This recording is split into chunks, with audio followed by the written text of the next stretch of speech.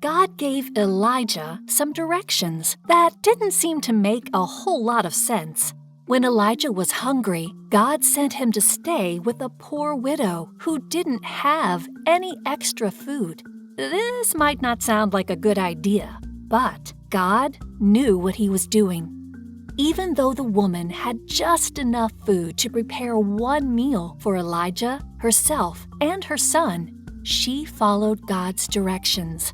After that meal, all of her food was gone. But the next day, she found that she still had just enough food for one more meal.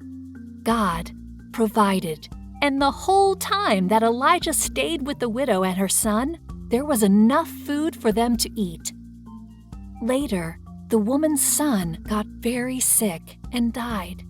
But because Elijah had followed God's directions, he was there to bring her son back to life. Directions are important. For example, you might have everything you need to bake a cake, but if you skip any of the directions in the recipe, it's not going to turn out very good. Maybe you put all the ingredients in a bowl and say, "I don't understand why I have to mix all this stuff up. I don't feel like mixing it up." So you just dump it into a pan and stick it in the oven. Instead of a cake, you'll end up with a disgusting mess. Sometimes God's directions might not make sense to us. Jesus tells us to love our enemies and pray for people who are mean to us.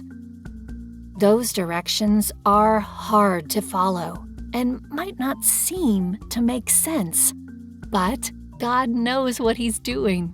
He gave us the Bible, which has a lot of really great directions for living His way and following Jesus. Directions matter, whether we are baking a cake, learning in school, or following Jesus. Don't skip the directions. Read the Bible, learn God's plan for living, and follow it. God will lead us down the road He has prepared for us, and He will use us to do great things in His name.